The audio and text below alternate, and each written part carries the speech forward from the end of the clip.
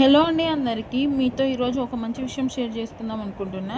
కంటికి నచ్చింది కదా, కడుపుకు తినాలనిపించింది కదా అని చెప్పి బిర్యానీ తిన్న తర్వాత అరగలేదని వామిటింగ్ చేసుకోలేము, అలాగే కడుపును కూడా కోసుకోలేము కదా. అరిగినా అరగకపోయినా భరించాల్సిందే. అలాగే లైఫ్లో కూడా అంతే.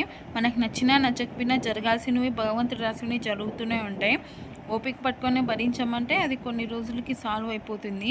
ఏ విషయమైనా సరే, వస్తువైనా సరే, మనుషులైనా సరే, మనకు నచ్చినా నచ్చకపోయినా మన లైఫ్లోకి ఒక్కసారి వచ్చిన తర్వాత దాన్ని మనకు వీలైతే మార్చుకోవాలి, లేకపోతే భరించాలి.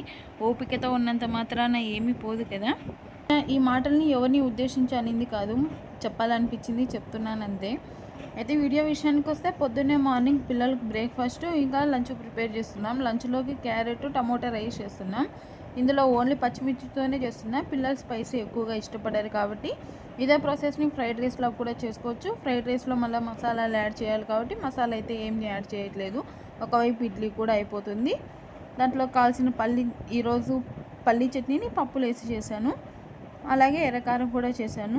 ఒకసారి టైం లేనప్పుడు పిల్లలకి ఇలా చేసి పెట్టండి, త్వరగా అయిపోతుంది. ఎప్పుడైనా లేట్గా లేచినప్పుడు, ఓపిక లేనప్పుడు ఇలా చేసేస్తుంటాం. పిల్లలు కూడా ఇష్టపడి తింటారు కదా. ఏమైనా కర్రీ ఇంకా రైస్ రెండు కలిపి పెడితే ఇష్టపడి తినరు. ఇంతకీ మా వీడియోస్ మీకు నచ్చుతున్నాయా? నచ్చినట్టయితే లైక్ చేసి సబ్స్క్రైబ్ చేసుకోవచ్చు కదా.